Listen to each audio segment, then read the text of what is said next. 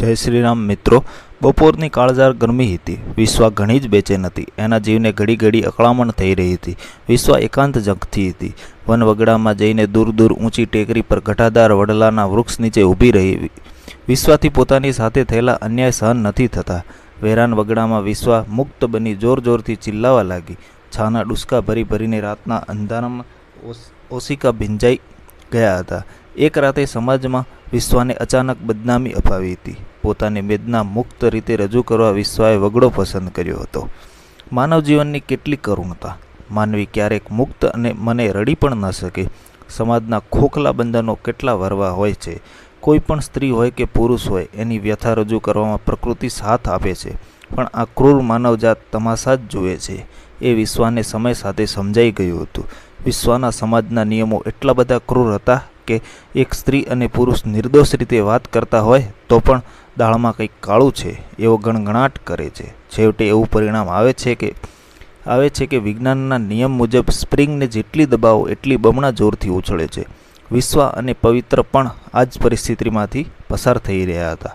કોમળ હૃદયના પવિત્રને અને વિશ્વાને લોકો એટલે દોષિત સમજી રહ્યા હતા કે બંનેને બંધ બારણે અંધકારમાં એક રૂમમાં વાત કરતા સૌએ જોઈ લીધા હતા। કાગનો વાગ કરનારાઓએ બૂમાબૂમ કરી વિશ્વા અને પવિત્રને ગુનેગાર માણી લીધા। એક રાત્રે વિશ્વા બાળકોને ટ્યુશન કરાવી ઘરે પાછી ફરી રહી હતી। રસ્તા પરથી પસાર થતાં જ એકાએક વાતાવરણમાં પલટો આવ્યો। અંધકારમાં એક ઓળો પણ એની પાછળ ધીમે ધીમે આવી રહ્યો હતો। ઉકળાટના ભારને લીધે એકાએક વીજળીના કડાકા ભડાકા સાથે વરસાદ તૂટી પડ્યો। નજીક એક અવાવરું સૂનું ઘર હતું। વિશ્વા દોડતી દોડતી એક ઘરમાં આશરો લેવા પહોંચી। પેલો પાછળ આવતો ઓળો પણ દોડીને વિશ્વા પાછળ ગયો। વિશ્વા એકદમ ચોંકી ગઈ। કોણ? ગભરાશો નહીં, હું એક માણસ છું। મારું નામ પવિત્ર છે। નામ પ્રમાણે જ હું પવિત્ર છું, પવિત્ર બોલ્યો। એટલામાં જ જોરદાર કડાકા સાથે વીજળી ચમકીને વિશ્વા પણ ચમકી। કંઈ પણ વિચાર્યા વગર વિશ્વા પવિત્રને દોડીને વળગી પડી। પવિત્ર પણ વિશ્વાના મસ્તક પર હાથ ફેરવી વિશ્વાને પંપાળી રહ્યો। એકાએક ઘરના પતરાની તળમાંથી બીજી વાર જોરદાર ચમકારો થયો। વિશ્વા અજાણ્યા પવિત્રની સોડમાં વધુ જોરથી લપાઈ ગઈ। વિશ્વા એક ગભરું હરણી જેવી ડરથી ધ્રુજી રહી હતી। બે અજાણ્યા જીવોએ આખી રાત એક ઘરમાં વિતાવી। અંધકારમાં આખી રાત વરસાદ પડતો જ રહ્યો। જોરદાર સુસવાટા ભેર પવન ફૂંકાતો જ રહ્યો। વિશ્વા અને પવિત્ર એકબીજાને વળગી રહ્યા। એકબીજાની હૂંફમાં રાત પસાર કરી। વહેલી પરોઢે કેટલાક લોકોએ આ દ્રશ્ય જોયું, બૂમાબૂમ કરી મૂકી। વિશ્વા તો લોકોના હુમલાથી ડગાઈ જ ગઈ। લોકો એવું નથી વિચારતા કે ધોધમાર વરસાદમાં આ બે જીવ આશરો લીધો છે, પણ લોકો એવું વિચારી રહ્યા હતા કે આખી રાત આ બંનેએ શું કર્યું હશે। લોકોના ટોળું ભેગું થઈ ગયું।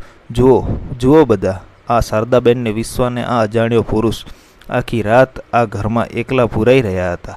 ટોળામાંથી એક વ્યક્તિ બોલી ઉઠ્યો, એ વિશ્વાની બાજુમાં રહેતો પ્રભાત હતો। બધાએ વિશ્વાને પવિત્ર સાથે જોઈ એ ન વિચાર્યું કે સખત તોફાન અને વરસાદમાં બંને એકબીજા સાથે રહ્યા તો સારું થયું। પવિત્રને લીધે વિશ્વાને ડર ન લાગ્યો। એકલી હોત તો બિચારી ગભરાઈને અદમુય થઈ જાત, પણ ના, આ શંકાના કીડાઓ હતા। ભલા એમને આવો વિચાર આવે જ કેવી રીતે? એમને તો બસ એક સ્ત્રી અને એક પુરુષ સાથે ન રહેવા જોઈએ। આ સમાજની માનસિકતા વર્ષોથી ચાલી આવે છે, અને હા, એટલે જ કશું ન હોય તો પણ પછી ઘણું બધું થઈ જાય છે। વિશ્વાની હાલત જોઈને પવિત્ર પણ સ્તબ્ધ થઈ ગયો, અને એને હવે વિશ્વા માટે કુદરતી લાગણી જન્મી। આ સમાજ એવો છે ને કે બે અજાણ્યાઓને પણ શંકા કરીને કોચી નાખે છે। આખરે પછી એમનો વિચારો જ સાચા પડે છે। વિશ્વાને જતા આવતા મહેણા ટોણા સાંભળવા પડે છે। લોકોની કાતિલ નજરોનો સામનો કરવો પડે છે। ધીમે ધીમે વિશ્વા અને પવિત્ર એકબીજાની પરવા કરવા લાગ્યા। એક દિવસ એવો આવ્યો કે સાચે જ વિશ્વા અને પવિત્ર એકબીજાના પ્રેમમાં પડી ગયા। પવિત્રએ આ જ ભરચક સમાજ વચ્ચે વિશ્વાનો હાથ પકડી લગ્નનો પ્રસ્તાવ મૂક્યો। બધાની વચ્ચે હાથ પકડી વિશ્વાને કહ્યું, વિશ્વા, આ સમાજનો અને કુદરતનો પ્રકોપનો હું આભાર માનું છું। એ અંધકાર ભરી રાતના એ ઉઠેલા તોફાનનો હું આભાર માનું છું। કારણ કહું, આ સમાજે જ મને મારો સાચો પ્રેમ શોધી આપ્યો છે। કુદરતી રીતે જ હું તને અનહદ ચાહવા લાગ્યો છું। હવે હું તારા વગર નહીં જીવી શકું।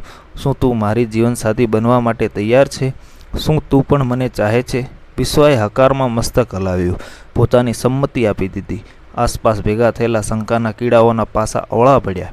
ક્યારેક આવું પણ થતું હોય છે એક સ્ત્રી અને પુરુષને નજીક લાવવા માટે સમાજના કેટલાક લોકો જ જવાબદાર હોય છે. વિશ્વા અને પવિત્રને એકબીજાનો હાથો પકડીને દૂર જતા સૌ જોઈ રહ્યા.